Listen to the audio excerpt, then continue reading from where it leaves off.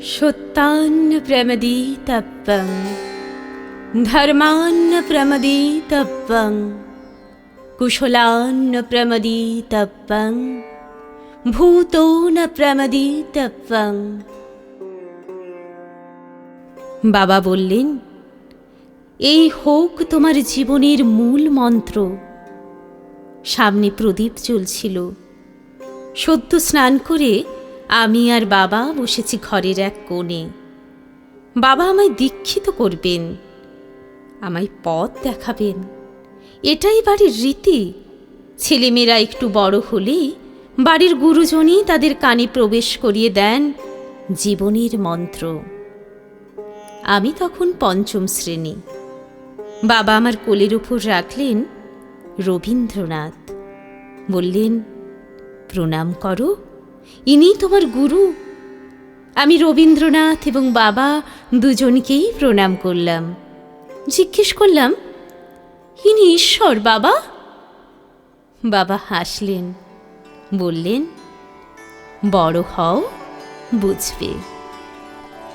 আমি রবীন্দ্রনাথ পড়তে পড়তে, রবীন্দ্রনাথ শ্রদ্ধা করতে করতে নবম শ্রেণীতে যখন আমার পায়ের পাতায় বসন্তের ঢেউ লাগল, কানের সামনে মুখ নামিয়ে সে গাইল,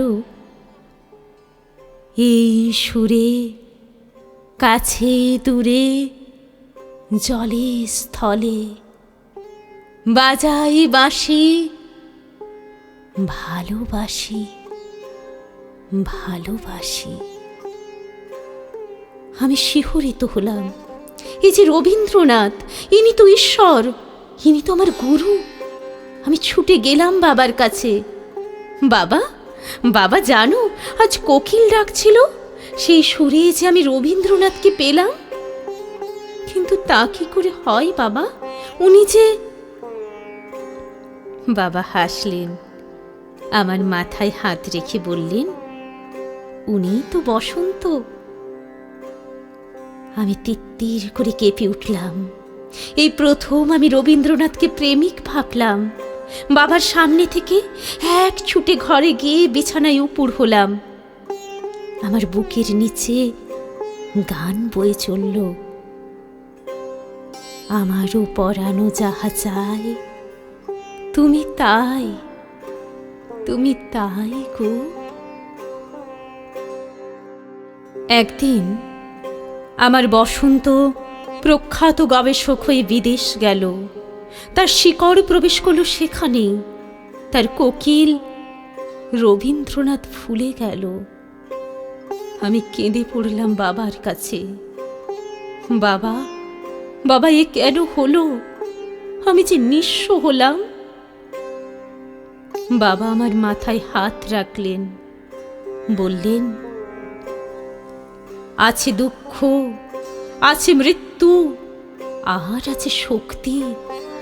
অসতো মা সৎগামায়া তমসো মা জ্যোতির্গময়া মৃত্যুর মামৃতাঙ্গময়া আবিরাবির্ময়েথি রুদ্রযাত্রে দক্ষিণাং মুখং তেন মাং পাহি নিত্যম। আমি পঞ্চম শ্রেণী থেকে রবীন্দ্রনাথ বুকে ধরে আছি। বাবা বলেছিলেন, বড় হও, বুঝবে। আমি আজও বড় হয়ে চলেছি। স্নান করে রবীন্দ্রনাথের সামনে প্রদীপ জেলে প্রণাম করেছি। দ্বিপ্রহরে বুকে জড়িয়ে ধরেছে সঞ্চয়িতা। গভীর রাতে গীতবিতানের সুর ভিজিয়েছে বিষাদের অশ্রুতে। আমার বুকের গহনে সোনার তরী ভেসে যাচ্ছে আজও। পাকা ধান খেতে দুলছে শিশির, দুলছে আকাশ। বসে আছি কূলে আমি আর রবীন্দ্রনাথ।